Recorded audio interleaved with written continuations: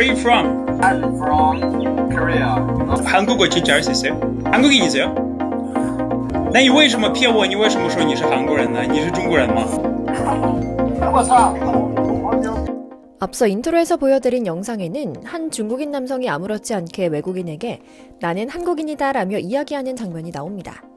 누가 봐도 중국인스러운 외모와 영어 억양을 갖고도 한국인 행태를 하는 중국인을 향해 서양인 남성은 갑자기 한국말을 던지며 말을 거는데요. 중국인 남성은 대충 무마하며 넘어가려 했지만 이미 상황은 늦었죠. 그만큼 서양인들도 한국어를 학습하는 사람이 너무나 많아졌다는 방증이기도 하고 또 동시에 한국인 행세를 하면서 우리 얼굴에 먹칠하는 중국인들도 많아졌다는 안타까운 모습을 보여주는 단적인 일이기도 한데요. 놀랍게도 이런 문제는 비단 저런 인터넷 채팅에서만 일어나는 일이 아니라는 겁니다.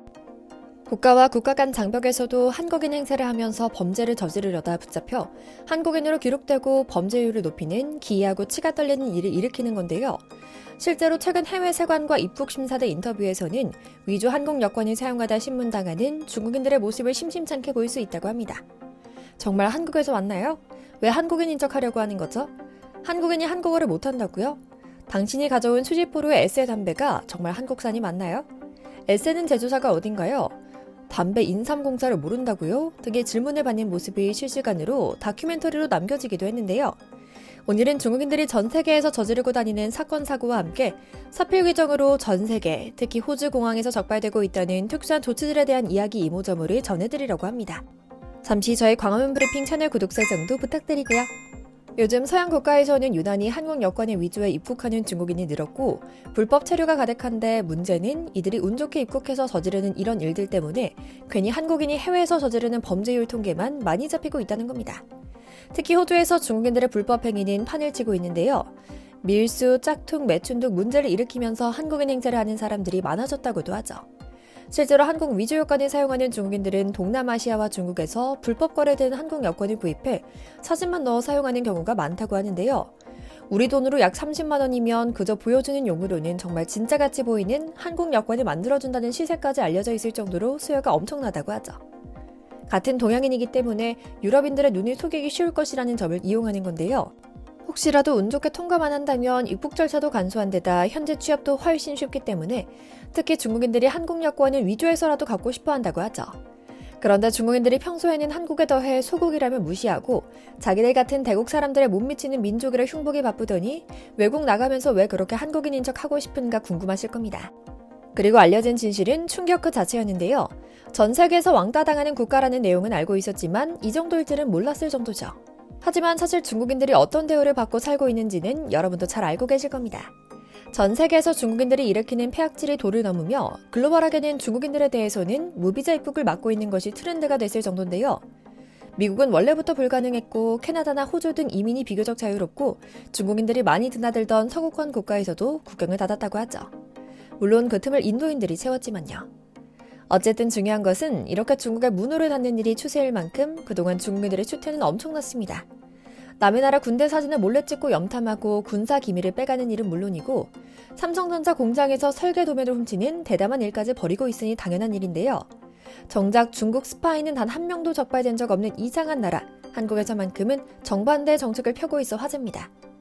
상호 호혜의 원칙이라는 이름 아래 한국 국경을 중국인들에게 묻지도 따지지도 않고 열어주겠다는 건데요. 벌써부터 효과가 났습니다. 관광객 수치 자체는 늘었을지 모릅니다. 하지만 당장 핸드폰 어플 다운로드를 받기 위해 무료 앱 순위를 검색하면 한국 땅에 있음에도 수익권을 읽기도 어려운 중국어 어플이 가득한 걸 볼 수 있거든요. 정말 통탄할 일이죠. 그런데 이게 비단 우리나라만의 문제는 아니라고 합니다. 이처럼 전 세계적으로 중국인을 배척하는 분위기가 조성되고 중국인 신분으로 해외에 나가는 게 어려워지자 이들은 꼼수를 써서 한국 여권과 신분증을 위조해 다니기 시작한 겁니다.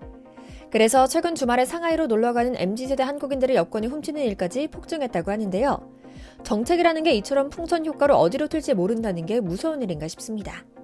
그래서인지 앞서 말씀드린 것처럼 중국인들은 전 세계적으로 환영받고 신분이 보장되는 한국인 행세를 하기 위해 갖은 꾀를 짜내는 데 인생을 바치고 있습니다.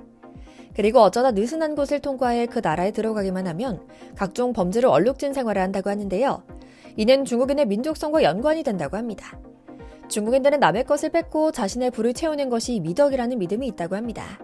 자신과 가족을 먹여 살리기 위해 남에게 피해를 주는 것에 대해 어떤 죄책감도 없고 오히려 이를 권장하고 이해하는 분위기가 팽배하다고 하는데요. 그래서인지 이들이 저지르는 일을 살펴봐도 쇼킹함 그 자체입니다. 앞서 도입부에 소개해드린 것처럼 담배 인삼공사의 대표작 에셀을 짝퉁 담배로 만들어 호주에서 수백 보루씩 팔던 일당이 잡힌 일화는 아주 유명한 일이죠. 한국인 행세를 하며 군사시설을 몰래 찍어 공안에 넘기는 일도 자행한다고 하는데요. 엄청난 스파이 훈련을 받지 않은 일반 유학생들도 이런 스파이 행위에 가담한다는 조건을 받고 출국한다는 소문도 돌고 있는 걸 보면 한두 명의 일탈이 아닌 건 확실한 상황이죠. 실제로 중국 사람들이 전 세계에서 저지르는 사건 사고가 어찌나 많은지 많은 국가들은 이미 중국인들을 수없이 입국 거부하고 추방하는 일이 더 잦아지고 있다고 하는데요. 나라의 복지제도 허점을 이용해 곳간을 쏙쏙 빼먹질 않나 남의 나라 곳곳에 비밀 경찰서를 짓고 불법적인 수사와 첩보 활동, 정치범 중국 송환 등 상상 초월의 사건을 벌이고 있기도 하죠. 한국에서 가장 현실적이면서도 눈에 띄는 문제 중 하나는 나라 곳간을 파먹는 중국 사람들의 행태입니다. 고지교육을 높이고 생활 안정을 돕기 위해 있는 실업급여. 그런데 지난해 외국인 실업급여 수급자 가운데 조선족 근로자가 가장 많은 비중을 차지하고 있다는 사실 알고 계셨나요? 고용노동부는 지난해 실업급여를 받은 외국인 총 12,107명 중 무려 6,938명이 조선족이라는 충격적인 사실을 발표했는데요. 물론 실업급여는 자신들이 내는 고용보험으로 수급 자격이 생깁니다. 그러나 문제는 조선족과 중국, 베트남 사람 대부분이 고용보험을 내는 납부자에 비해 돈만 타게 된 수급자가 훨씬 높은 수준이라는 점입니다. 수급액 역시 한국인과 큰 차이가 없습니다. 한 사람이 무려 630만 원가량을 받아가고 있죠. 이들에게 지급한 금액이 최근 6년간 3배 가까이 능가한 수준이었고요. 뿐만 아닙니다. 불법 비밀 경찰서 본거지가 들켜 사회적인 이슈가 되기도 했죠. 그런데 전 세계적으로는 이보다 훨씬 심각한 문제도 일어나고 있습니다. 최근 중국 전담 일진으로 유명할 정도로 중국인들과 중국의 만행을 콕 짚어 전 세계에 고발하는 호주 방송국 ABC 기자는 최근 한 뉴스 보도에서 이런 일화를 쭉 소개하다가 돌연 심각한 표정으로 말합니다. 이런 이유로 최근 서양 국가들에서는 더 이상 중국인을 환영하지 않을 뿐만 아니라 아시아인에게 중국인이냐라고 묻는 것이 예의가 아니라는 것을 학습해가는 것 같다라고요. 실제로 한국의 위상은 최근 서양 선진국에서 수십 년간 이어져온 모습까지 한 큐에 싹 바꿔놓고 있습니다. 유럽이나 미국뿐만 아니라 동남아 등으로 여행을 해보신 분이라면 잘 아실 겁니다. 중국에서 왔냐? 라고 묻는 문장에 담긴 현지인들의 뉘앙스를요. 유럽 상황도 마찬가지입니다. 프랑스 파리 루브르의 모나리자 등 유명 작품 앞에서 웃고 떠들며 파티라도 하는 것처럼 안아 모이는 행동을 하는 중국인이 너무 많거든요. 현지인들이 빤히 쳐다보며 알게 모르게 눈총을 두지만 중국인들은 전혀 의식하지 않는 모습이었죠. 즉 여행지에서 현지인들이 중국인이냐고 묻는 질문은 호의가 단 1%도 담겨있지 않은 질문인 겁니다. 그러나 한국은 달랐습니다. 우선 공항 입국 심사장에서부터 한국 여권과 태극기는 하이패스를 뜻하고요. 수많은 사람들이 한국 대중문화와 식문화를 사랑하고 한국어 구사자도 늘어나고 있죠. 그러다 보니 중국인들은 외국에 나가서야 그동안 자신들이 무시하고 욕하던 한국이 얼마나 대단하고 대접받는 강대국인지를 깨닫는 겁니다. 그리곤 스스로를 돌아보게 되죠. 서양 국가들은 물론이고 화교가 많다는 싱가포르, 차이나머니에 길들여진 일본에서도 아예 중국인을 받지 않는 가게가 있을 정도로 심각한 상황을 말입니다. 중국인 상당수가 해외에서도 현지 언어나 영어가 아니라 시끄럽게 내지르는 중국어를 주로 사용하는 모습도 충돌의 씨앗이 되곤 합니다. 어떤 이들은 한족 자체의 문제라고도 하는데요. 사실은 중국이라는 나라가 가진 미숙한 교육 정책에서 나오는 문화라는 사실을 알 수 있습니다. 중국은 아직 개개인으로 따지면 전형적인 개발도상국이라 시민의식의 발달 수준이 전체 국력에 비해 형편없이 낮다는 것을 말이죠. 이제 K브랜드, 즉 한국이라는 이름은 이제 전 세계에서 멋진 품질 보증수표가 됐습니다. 오죽하면 한국을 죽어라 싫어하고 질투하는 중국인들이 한국인인 척하며 위조 여권을 사용할까요? 한국이라는 이름이 먹히는 모든 곳에서 이들은 자존심을 버리고 계속 한국인 행세를 할 겁니다. 그리고 우리는 이런 우리 브랜드를 잘 지키기 위해 이런 중국의 파렴치한 모습을 막고 국경을 통제해야 할 것이라는 다짐하며 오늘 영상 마치겠습니다. 저희 광화문 브리핑 구독 설정도 부탁드리고요. 오늘도 시청해주셔서 감사합니다.